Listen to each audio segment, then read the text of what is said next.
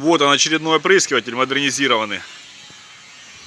Польский Джармет нашей штангой. Человеку нужна 18-метровая. Такую ему и сделали.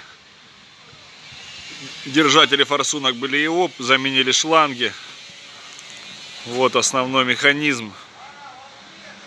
Будет работать экономно и надежно. Уже с людьми связывался, 17 километров ходят по полю и довольные как слоны. И вот он, очередной опрыскиватель, который был польский, стал Атомасом.